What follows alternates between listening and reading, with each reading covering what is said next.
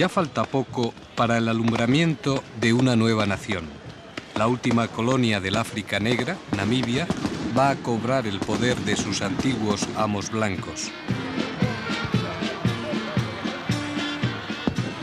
Una colonia, llamada en afrikaans Zuidwest-África, África del suroeste, va a ser bautizada como República de Namibia, y con este nombre se va a terminar el más resistente de los clichés de la historia del colonialismo. Por fin, en la última década de este siglo, toda el África Negra va a ser independiente. Namibia, 0 horas.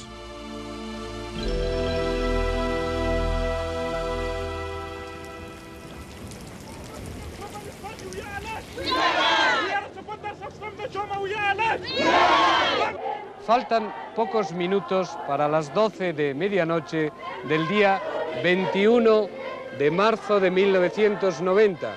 Y sin embargo, estos últimos minutos representan casi como ese siglo largo que la gente de Namibia ha necesitado para obtener su liberación, para acabar con el apartheid, para ser, en definitiva, independientes. De los 159 países de la ONU acuden altos representantes. Namibia será el país 160 a medianoche en punto, pero ya han pasado las 12.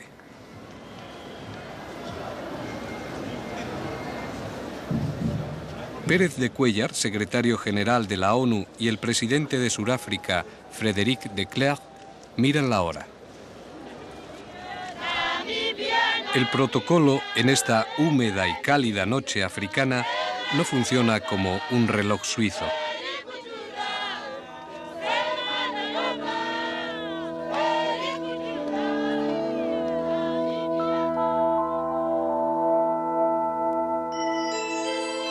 Ya hace 5 horas que ha anochecido en Kaokolan, la región más septentrional de Namibia, donde vive una tribu pastoril, los Obajimbas. Ya han ordeñado sus vacas y cenado.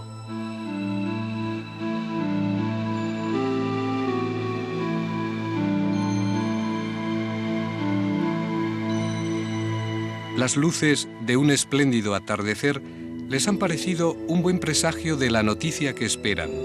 Y la gran noticia para ellos es que mañana llueva también, porque es la estación y porque así se lo piden a su dios, Mukuru, el creador de todas las cosas. En el estadio de Windhoek, la capital, por fin, con 11 minutos de retraso, a las 12:11, nace Namibia. Se arría la bandera de Sudáfrica, se iza la bandera de Namibia. La historia, como suele, llega ligeramente atrasada. Durante 105 años, Namibia ha sido una colonia de alemanes, ingleses y surafricanos. I, Sam Nujoma, do hereby swear.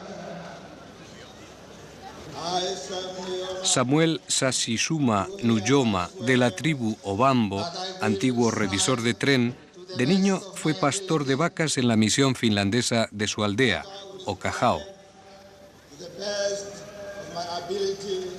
Sam Nujoma jura su cargo de primer presidente de Namibia ante el secretario general de las Naciones Unidas.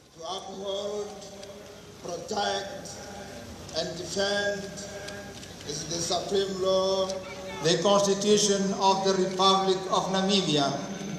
The Constitution of the Republic of Namibia.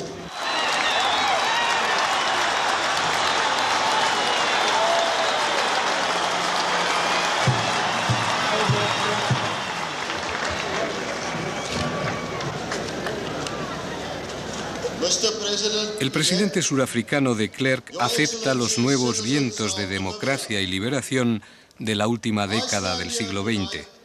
30 años de guerrilla y 20.000 muertos es el costo de una independencia a las 0:11.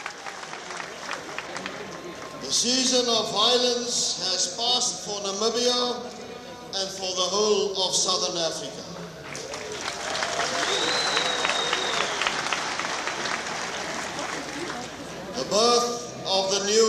independent nation of Namibia took place 11 minutes ago. En comparación no son nada los 500 millones de pesetas que va a costar esta fiesta de independencia a Sudáfrica.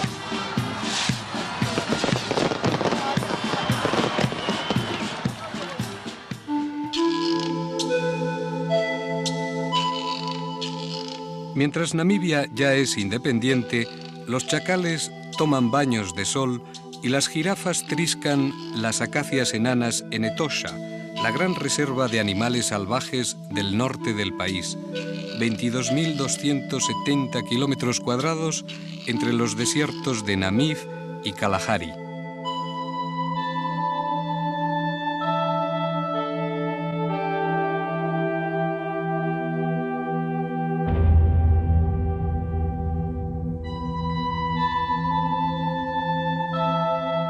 Con sus 823.000 kilómetros cuadrados, Namibia podría albergar buena parte de Europa Occidental.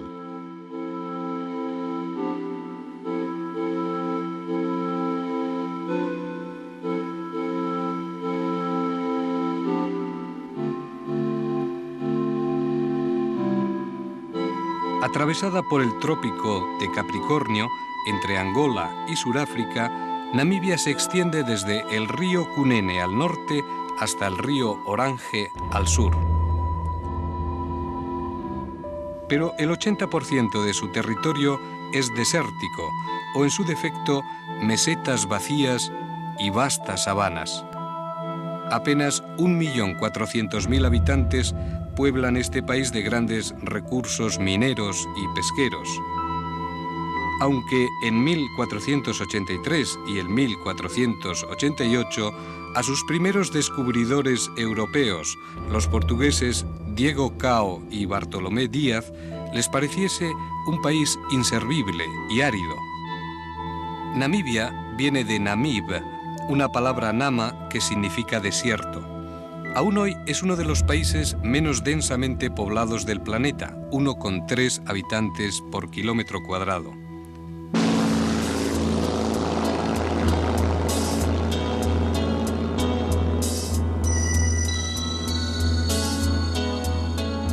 Durante 30 años, hasta 1915, fue una colonia del Imperio Alemán.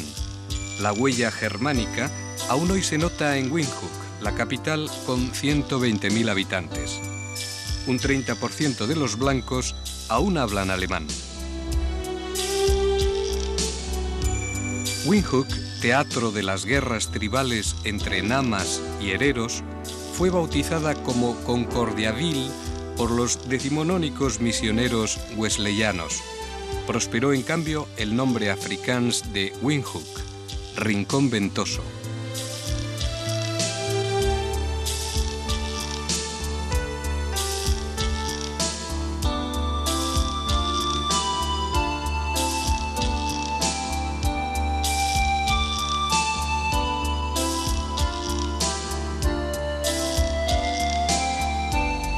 Fundada en 1890 por el comandante alemán Kurt von Franzoys a las órdenes del gobernador Ludwig, en ese mismo año el Reich erigió este castillo, Alte Feste, o Vieja Fortaleza. Esta es la Christuskirche, la iglesia luterana construida en 1910. Y este es el monumento a los caídos alemanes que pelearon por el Kaiser contra los hereros desde 1904 a 1908. En esa guerra colonial quedaron 8.000 hereros de una población de 80.000. Los hereros supervivientes han podido mantener algunas tradiciones, algunas chocantes. Los hombres, por ejemplo, pese a su historia, hoy sacan sus uniformes de corte alemán colonial y algunos van cargados de medallas. Mientras las mujeres herero siguen con sus vestidos y sombreros de vaga imitación victoriana. Los lucen a diario, pero también en ocasiones como esta, cuando por Kaiserstraße, la principal arteria de Windhoek, desfila la Gran Marcha de la Independencia. Después de ser casi exterminados, Los hereros se convirtieron paulatinamente en una de las tribus más progubernamentales de Namibia. Los hereros son unos 100.000 y siempre se llevaron bien durante la colonia surafricana con los namibios blancos, quienes tampoco han visto que la independencia del país haga peligrar sus privilegios.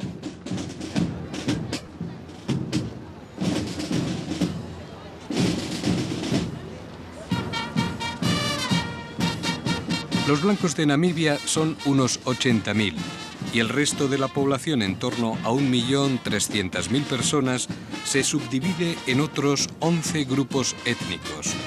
El principal es el Ovambo, la tribu mayor con 500.000 de personas y la que más ha apoyado al SWAPO, el movimiento que luchó contra Suráfrica.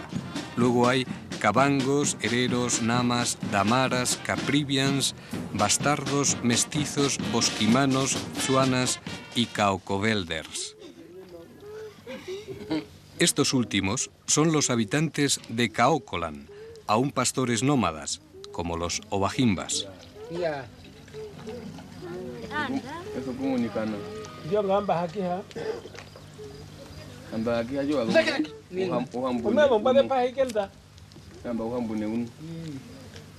Mil kilómetros al sur de estas escenas de la cruda y típica vida ovajimba, en Windhoek, este hombre, Werner List, dueño de cervecerías y el mayor multimillonario de Namibia, estima que, aún tras la independencia, todo sigue bajo control.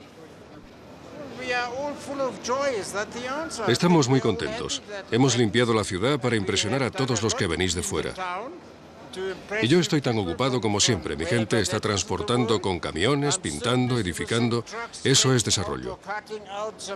Ahora edifico un complejo de 50 millones de rands. Si yo no invierto, no veo un buen futuro. Por eso sigo invirtiendo, porque el futuro es brillante. And if I don't invest, then I don't see the good future. So I go and invest it because I think the future is bright.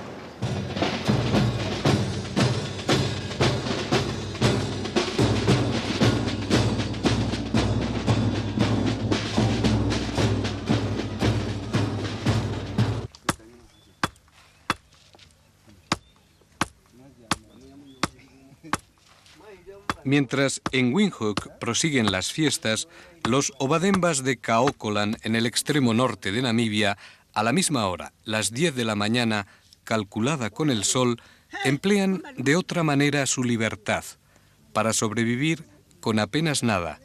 Es más, para no extinguirse. Estrechamente relacionados con los Himba, a los cuales sirven sobre todo como especialistas en religión y en curanderismo, encontramos aquí en las afueras de Okanguate a una nueva tribu, a los Ovademba. Los Ovademba proceden de Angola y siguieron a los Himbas en sus desplazamientos en Kaokoland. Muchos Ovadembas han adoptado modos de vida pastorales como los hereros, el grupo del que proceden, al igual que los Obajimbas. Pero su característica mágico-religiosa y el pago en vacas que cobran por sus servicios no les hacen igualar ni siquiera las condiciones de vida de sus míseros patrones, los Obajimbas. Entre Ovadembas y Jacaonas no superan las 300 personas. Junto a los Tuas, emparentados también con los hereros, y unos grupos aún más reducidos de Jimba-Jimbas, constituyen las tribus más escasas y aisladas de Namibia. Los Jimba-Jimbas aún fabricaban hachas de piedra y envenenaban sus flechas con savia de una planta, la Adenium bomanium, cuando el primer hombre blanco llegaba a la luna. Aún hoy, a finales de siglo, en Namibia, el país del uranio y los diamantes, un brujo Ovademba, en este poblado de 4 chozas y 30 almas, se dedica a sus prácticas curativas como en la noche de los tiempos.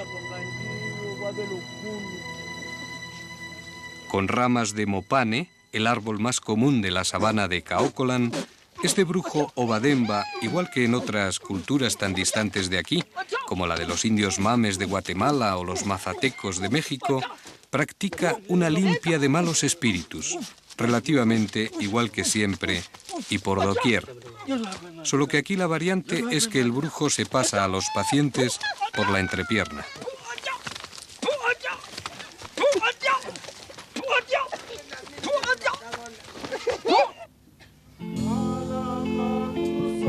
Sin embargo, la influencia cristiana también fue relevante en Namibia desde la llegada de la Rainis Mission y otras iglesias protestantes a principios de este siglo. En el estadio de Windhoek se celebra un acto ecuménico de acción de gracias por la independencia, organizado por el Consejo de Iglesias de Namibia.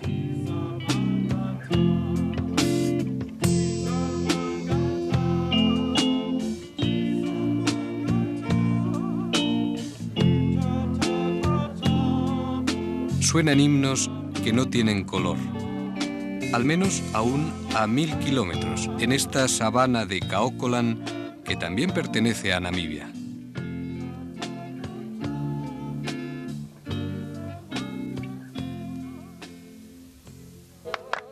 Estos obajimbas creen en un creador, Mukuru, en quien confían para la salud propia y la del ganado vacuno del que subsisten. Pero su mitología religiosa es más compleja. Al igual que los hereros, los obajimbas creen también en un eanda o principio femenino y en un otutso o principio masculino. A partir del eanda femenino se transmite matrilinealmente la posesión de los rebaños, es decir, en las mujeres recae el control de la vida, aunque los hombres, por la vía patrilineal del otutso, dirigen la política del poblado, o al menos eso les parece. Mientras los obajimbas creen que el mundo es así, a la 1 de la tarde en Windhoek van a jurar su cargo los nuevos ministros. Es el mismo país con relojes distintos. El protocolo ahora es europeo, como el juez presidente de Namibia, por quien tampoco pasan en plena África siglos de pozos y modales jurídicos absorbidos tanto por la colonia como por la independencia. En este punto, el mundo es así. Todos los ministros son hombres, menos una mujer. Son todos negros, menos 2 blancos, el ministro de Hacienda, Otto Herrigel, y el ministro de Agricultura y Pesca, Gerard Hanekom.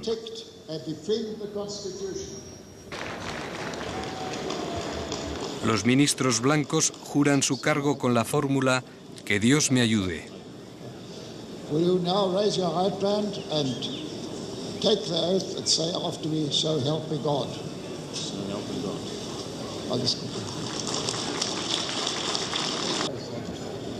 Will you raise your right hand and in respect of the text, say after me, so help me God?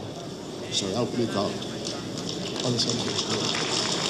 La ministra de Vivienda, Libertine Amatila, en cambio, promete laicamente su cargo.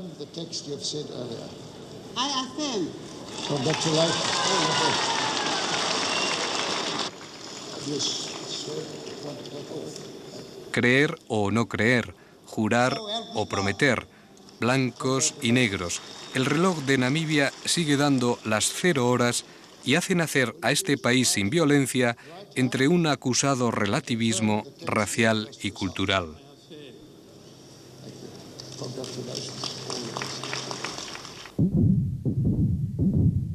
Aunque no todas las 12 tribus que componen Namibia están de acuerdo en todo, ni siquiera en ser una sola nación. Por ejemplo, a la misma hora en que se forma el primer gobierno independiente, los bastardos quieren ser independientes de ese gobierno. ¿Por qué? Como diría Aveline, esta mujer de 60 años, porque es nuestra tierra y aquí me siento libre. Because it's my own and I'm feeling free here. Hasta tal punto que estos bastardos o basters de Rehoboth, a 1 hora de la capital, Windhoek, quieren fundar su propia república y hacer ondear libremente la bandera autonómica que ya tienen. Este es uno de los edificios más antiguos de Rehoboth, construido por los alemanes a principios de este siglo, que fue cuando los alemanes se mezclaron con los Baster que venían de Sudáfrica. donde a su vez los Buster se originaron por la mezcla racial entre los Boer y los Hotentotes. En este edificio, originalmente la oficina alemana de correos, hoy convertido en museo, se muestran viejas fotografías de familias bastardas emparentadas con alemanes y arraigadas en Río Boz a principios del siglo XX. Pero fue antes, hacia 1870, cuando los primeros bastardos emigraron desde la provincia surafricana de El Cabo hasta el centro de Namibia, aquí en Río Boz. Compraron sus tierras, 14.182 kilómetros cuadrados, y defendieron desde entonces su diferencia, aunque esta sea la de ser unos bastardos a mucha honra. Porque después que terminara la colonia alemana en 1915, los bastardos no se mezclaron más, y hoy quieren seguir siendo bastardos puros. Dicho de otro modo, de ninguna manera quieren ser negros o ser considerados negros, para lo cual valoran la parte blanca de su sangre. Me siento seguro cuando patrullo con mis soldados bastardos, decía el capitán del Reich, Botlin. Después, con Suráfrica, disfrutaron de una gran autonomía, reflejada en ese edificio, su Volksraad o Parlamento, y en un gobierno de capitanes, uno de los cuales es el señor Christ. Nosotros ya nos gobernamos desde los viejos tiempos, y lo único que queremos es gobernarnos a nosotros mismos. Todas nuestras discusiones son para que se entienda que queremos nuestra tierra y todo lo que se ha originado aquí. De momento no tenemos medios para ser independientes, porque no tenemos dinero, policía y otros medios para gobernarnos.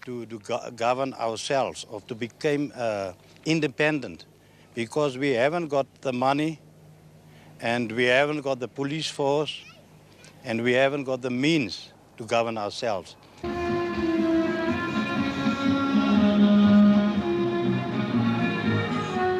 En Windhoek repele la postura discordante de los bastardos cuando Namibia solo tiene un día de vida. En el estadio de Windhoek se celebra la bandera de la Unión y sus tres colores, el azul, el verde y el rojo. El azul representa el cielo namibio y la importancia de la lluvia. El verde, la vegetación y la agricultura. Y el rojo, su gente y la sangre que han pagado para construir un futuro con igualdad de oportunidades para todos.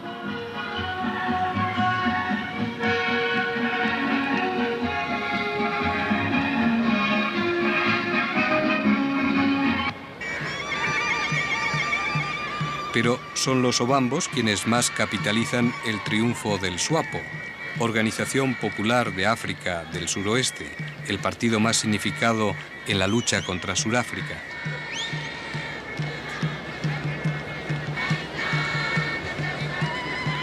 Aunque el gobierno namibio, recién nacido de la mano de Sam Nujoma, no quiere ser extremista. Sam Nujoma se andará, si no con pies de plomo, sí de uranio y diamantes, aún en manos de Suráfrica.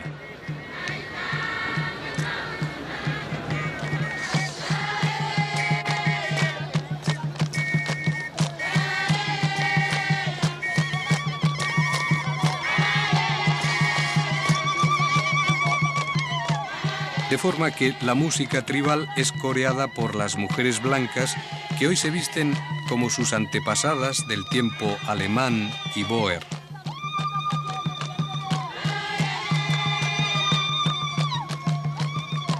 Es un estado multirracial, pero sobre todo un país que debe ajustar sus diversos horarios de desarrollo cultural.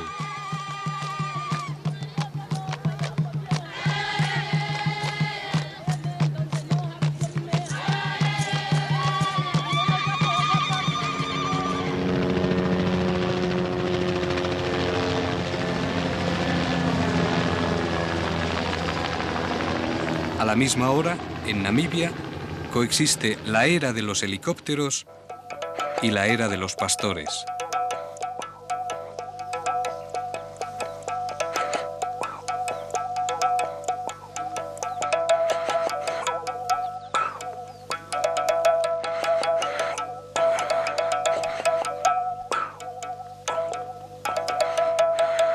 Namibia aún 0 horas, porque son más de 2000 años, no solo 1000 kilómetros, los que separan los grandes almacenes y las escaleras mecánicas de la Kaiserstraße de Windhoek de este viejo Ovajimba, cuyo único consumismo consiste en tomarse a veces una pizca de rapé.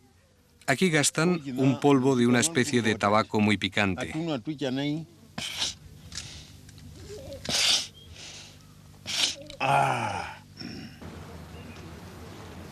Y también el dinero, la clase y la raza de estos namibios blancos que juegan a la petanca en este club de Windhoek configuran un planeta que gira independientemente del otro viejo planeta de los Ovajimbas, los pastores que cifran su vida en que llueva, en que la lluvia haga crecer los pastos y en que sus vacas den leche.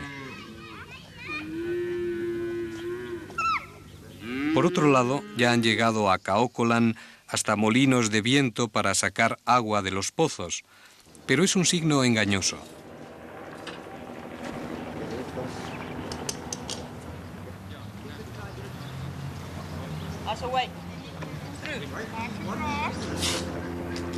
Cuando en Windhoek, un cocinero blanco con su pinche negro prepara una barbacoa para los jugadores de petanca, los Ovajimbas, pastores de vacas, casi nunca pueden comérselas.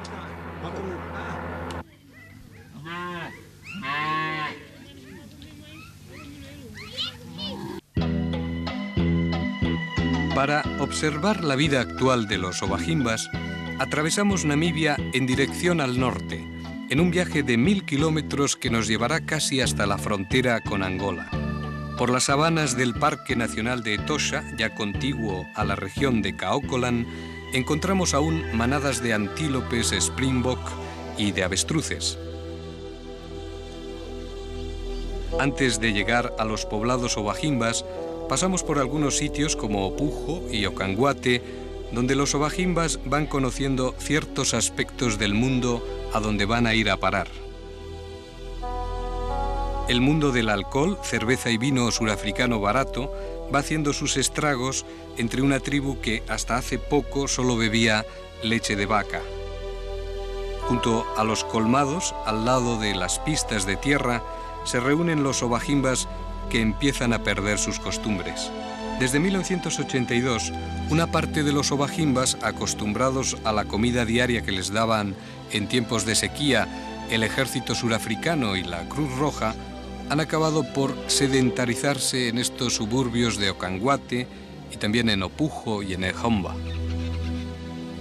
Hasta disponen de algunos pequeños dispensarios como este de Okanguate. A veces los Ovajimbas que siguen siendo pastores tienen que caminar un par de días para conseguir una medicina para cortar una diarrea infantil.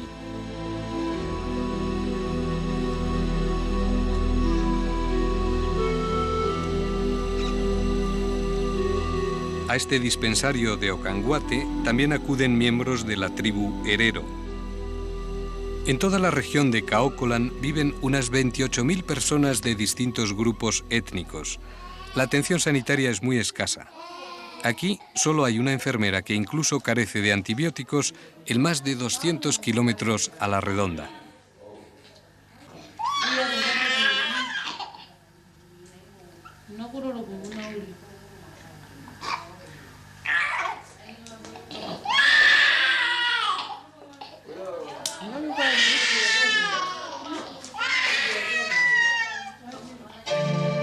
Kaokolan es, dentro de Namibia, una zona de 50.000 kilómetros cuadrados muy despoblada. Unos 7.000 Ovajimbas nomadean en esta esquina noroccidental de Namibia, limitada al norte por el río Kunene, al oeste por el desierto del Namib, al sureste por el Parque Nacional Etosha y al sur por Damaraland. El verdor de esta tierra, en realidad áspera, solo sale ahora en la estación de las lluvias que va de diciembre a mayo. En este tiempo es precisamente cuando llegamos a una pequeña aldea Ovajimba llamada Okopawe. Unas 30 personas viven aquí en media docena de chozas cónicas, armadas con ramas de mopane y revestidas con barro y estiércol. La configuración de un poblado Ovajimba es normalmente como la de esta aldea, que se llama Ocopaue. Se trata básicamente de dos círculos concéntricos. El más exterior tiene unos propósitos defensivos y en su interior es donde se sitúan las viviendas y el ganado vacuno. En cambio, en este corral interior es donde los ovajimbas guardan las cabras. Para los ovajimbas, las vacas son lo más importante, tanto por aspectos de religión como de estatus. Aún hoy se diferencia entre ser mujona, el que tiene muchas vacas, musiona, el que tiene pocas vacas, y mujimba, el que no tiene ninguna. En cambio, matan con cierta frecuencia cabras por su carne y cueros.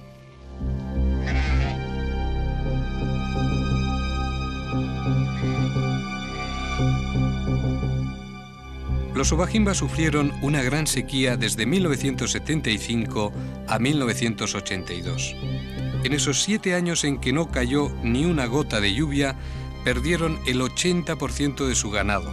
Solo les quedaron 18.000 cabezas. Ahora ya cuentan con unas 60.000 vacas y 100.000 cabras, lo cual vuelve a acentuar otro problema. Ya no tienen pastos permanentes. La erosión del suelo es extrema y vuelven a depender del muy irregular régimen de lluvias.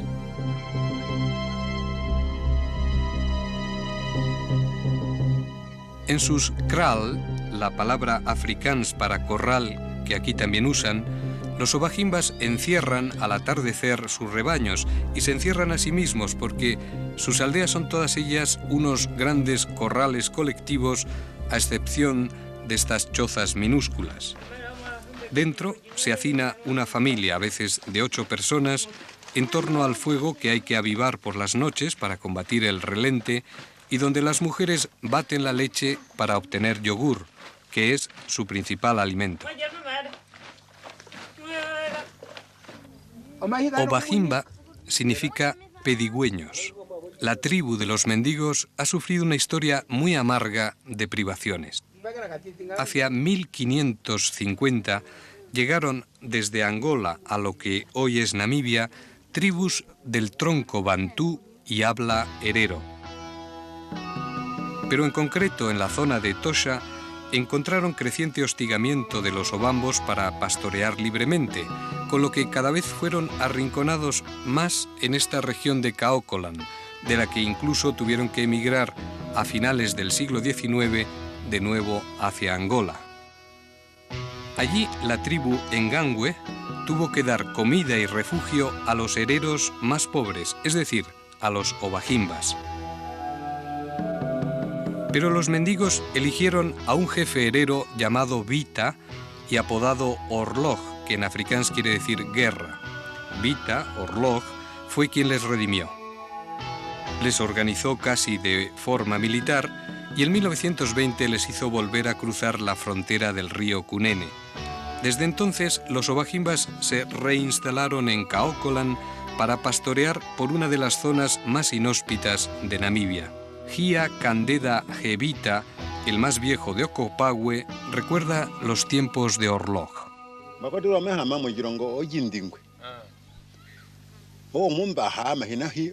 Yo nací en Ochindiwe, y ahí de niño oí que Orlog llegó a Kaokolan desde Angola. Cuando hereros y ovajimbas, muchos vinieron aquí.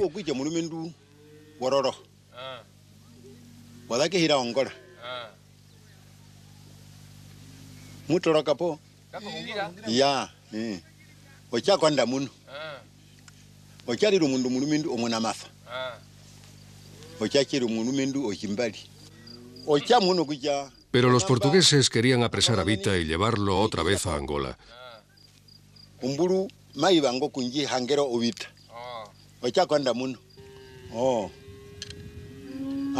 Yo no sé eso de la independencia. Sí he oído que en Namibia hay ahora un nuevo gobierno. Vamos a ver lo que hace por nosotros.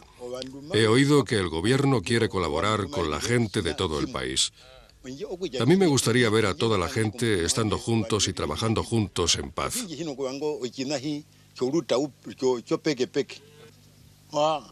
Sí, debemos estar en un solo país y estar unidos. Yo no quiero que la gente luche. Yo quiero que todo el mundo viva en paz juntos. Debemos trabajar juntos y no luchar más. Los viejos mendigos piden la paz los primeros tras tantas guerras y migraciones. También a partir de 1975, en coincidencia con la sequía, los obajimbas sufrieron lo suyo durante la guerrilla del Suapo, que cruzaba su territorio desde Angola.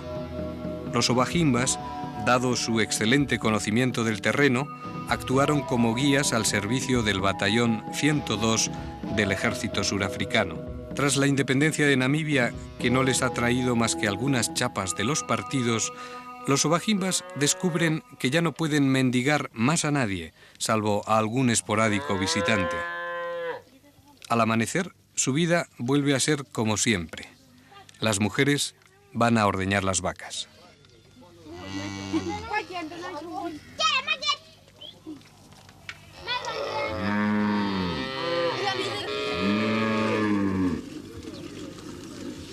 Las mujeres se encargan del ordeño, pero también poseen privilegios.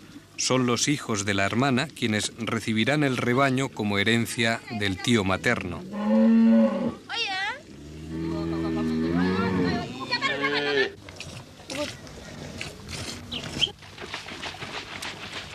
Los hombres, en cambio, poseen el derecho de desayunar los primeros, antes que las mujeres y los niños.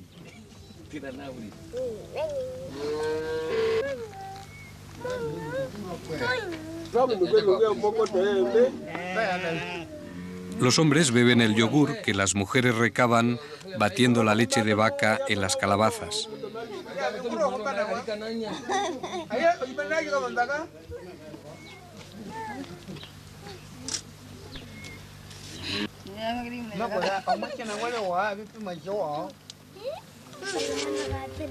En torno a las vacas lecheras gira su mundo. Constituyen el precio de las dotes de la novia y solo se sacrifican en las ceremonias nupciales y fúnebres.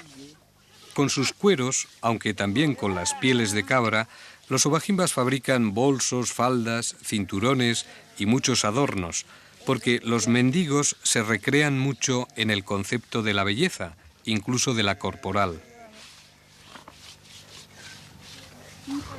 Una de las características principales de las mujeres obajimba es pintarse todo el cuerpo de rojo, incluso sus adornos y sus abalorios. En primer lugar, lo que tienen que hacer es moler una piedra que llaman otide y posteriormente lo mezclan con grasa animal y guardan este pigmento dentro de estos recipientes de cuerno.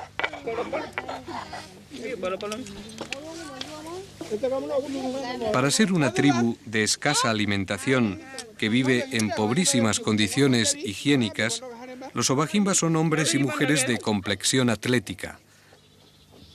Las mujeres son altas, muy a menudo miden más de 1,75 m y no dejan ni 1 centímetro de su piel sin recubrir con este polvo que obtienen de estas piedras de hematites rojas, un mineral de hierro. Esta pasta bermeja, a la que antaño añadían hasta mirra, no solo posee un significado estético, impide la deshidratación de la piel y el que se tengan que lavar a menudo con la poca agua de que disponen. Y si esta crema ocre protege del sol, también de las picaduras de los insectos.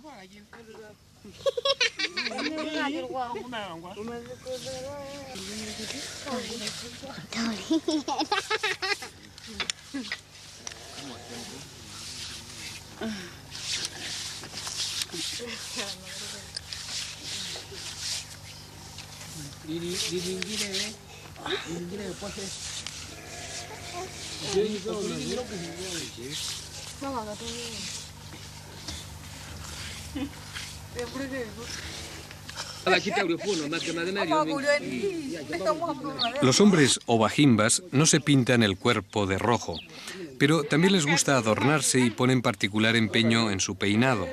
Se ahuecan el pelo, le dan volumen metiéndose hierbas aromáticas y se lo recogen en una especie de bonete.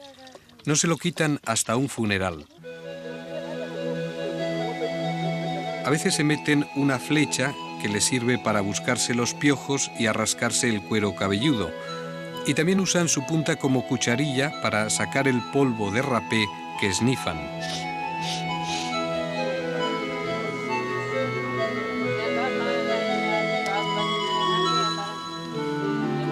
Antes de llegar a la pubertad, a los niños y a las niñas les rapan la cabeza a excepción de una cresta y una larga coleta.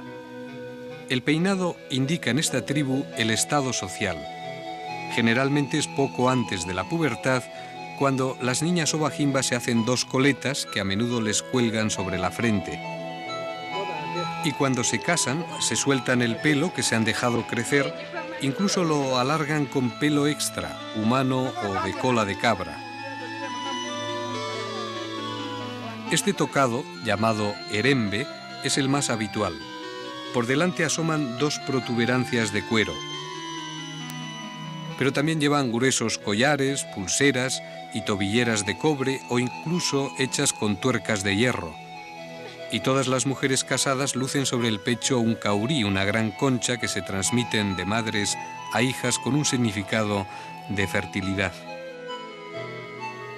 Cuando a las niñas obajimbas les llega el período, se cubren la cara con una cortina de cuentas y semillas de colores, a las que también untan con rojo de hematites.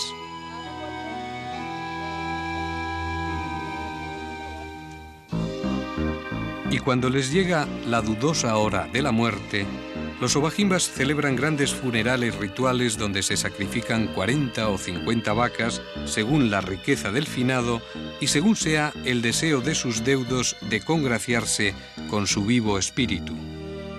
Y aquí, en cementerios como este, el de Ocanguate, es donde yacen los obajimbas, acompañados siempre por los animales que tanto apreciaron en vida. Sobre sus tumbas colocan las calaveras y cornamentas del ganado sagrado. Existe una constante realimentación simbólica entre hombres y vacas, vivos y muertos. Al morir se queman las pertenencias e incluso la choza de quien fallece, y se sacrifica la parte ritual de su rebaño. El resto se reparte entre sus parientes.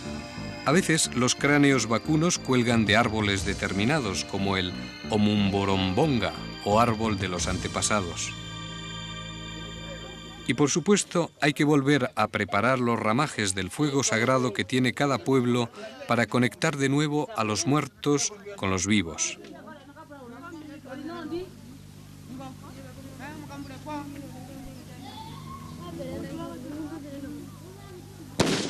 No es costumbre matar así a las vacas sagradas con sus viejos fusiles 303 vendidos por el ejército surafricano a sus leales obajimbas. Solo en ocasiones como la de hoy, cuando tienen prisa, los obajimbas derraman la sangre y disparan al buey en vez de matarlo por asfixia, que es la manera tradicional. Con todo, estos obajimbas de Okopahue siguen respetando en parte el ritual, inmovilizando al buey por los cuernos hasta que exhale su último suspiro. Para esta boda, los obajimbas de Okopahue han matado 2 reses. El trabajo de desuello se practica con bastante precisión, aunque no tengan buenas herramientas.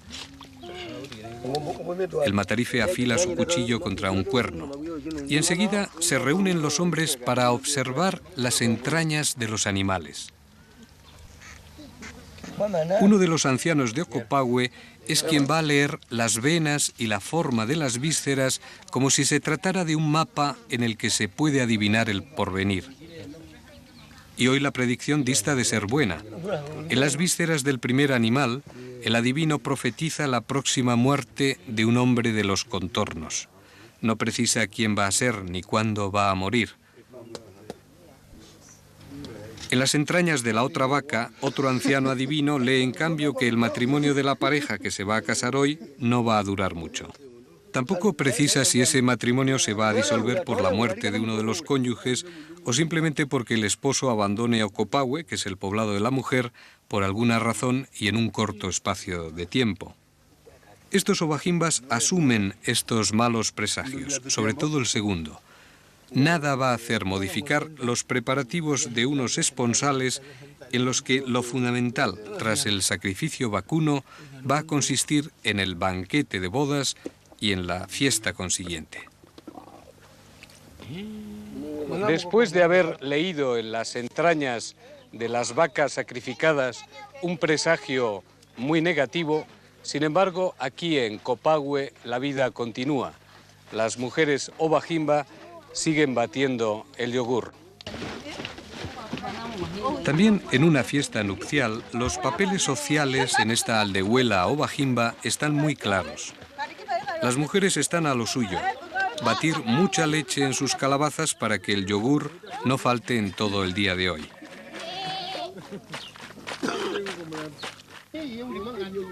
Mientras las mujeres trabajan, los hombres se sientan a la sombra de los árboles de mopane a esperar a que se hierva la carne.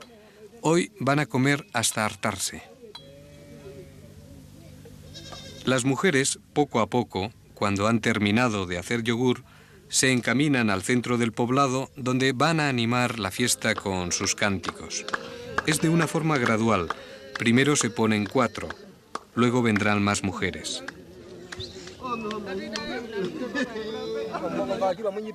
Entre tanto, los hombres empiezan el atracón de carne de vaca.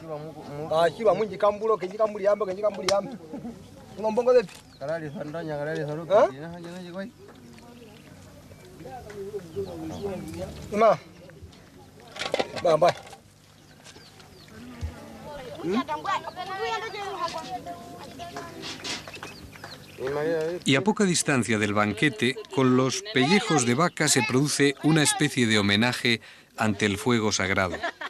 Los pellejos frescos son colgados brevemente ante el fuego sagrado y luego se los van colocando en la cabeza a las niñas. Cuando estas pieles se sequen, constituirán el principal ornamento de su tocado de casadas, el herembe.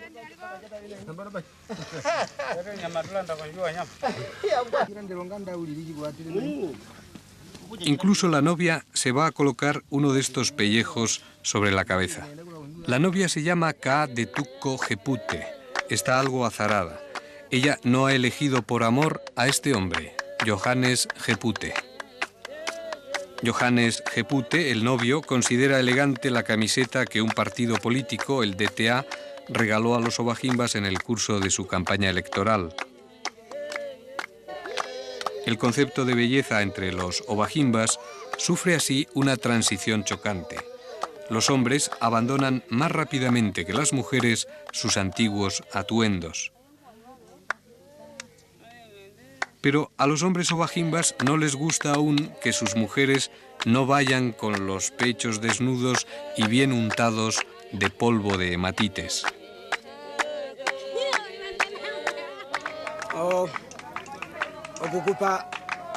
Mi madre es una de las hijas del jefe de este pueblo. Yo soy hijo de otro hombre de otro pueblo. Mi madre se volvió a casar con un segundo marido y yo ahora soy un hombre adulto. Por eso vine aquí, al pueblo de mi madre, a pedir al padre de mi novia permiso para casarme. Pero eso fue cuando mi novia tenía 8 años. Yo me casé con ella cuando ella tenía 8 años y para eso tuve que dar 3 vacas a su padre. Y una de esas 3 vacas es la que hemos matado esta mañana. Ahora vamos a festejar el matrimonio.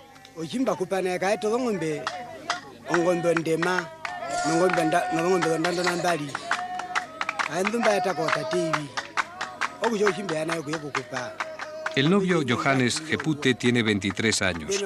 Su novia Kaa de Tukko Jepute tiene ahora 16 años. Ya puede tener hijos. Según las vísceras leídas en la adivinación, este matrimonio no va a durar mucho. El divorcio obajimba es fácil. Si no hay arreglo, el padre de la novia siempre puede devolverle al novio las 3 vacas de la dote y, si es preciso, los terneros que hubiere entre tanto. En este matrimonio lo que importa es este tipo de contrato verbal. Hoy, el día de la boda, no aparecen sacerdotes, ni brujos, ni intercambio formal de regalos, ni siquiera de promesas. Pero hoy las mujeres baten palmas por horas y horas mientras los hombres comen y el ganado pasta, y no siempre los presagios, incluso los malos, se cumplen por fuerza. Todo depende.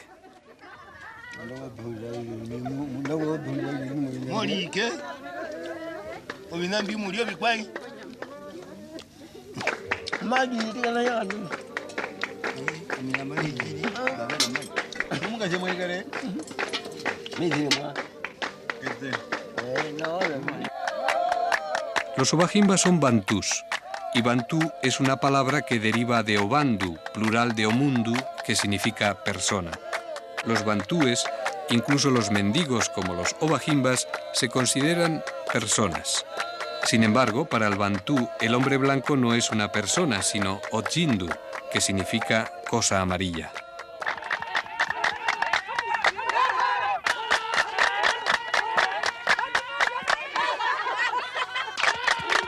Aquí las mujeres son verdaderamente unas reales hembras realzadas por su fuerte color rojo. Mientras sus hombres son solamente negros zaínos. Los ojindu, las cosas amarillas, también llamados blancos, han influido en muchas cosas. Por ejemplo, en que este país, Namibia, sea independiente, aunque con un retraso de 11 minutos y tras 115 años de colonia. Pero incluso en pleno choque cultural, en la sabana de Kaokolan, aún el reloj del sol y de la historia marca las 0 horas 0 minutos.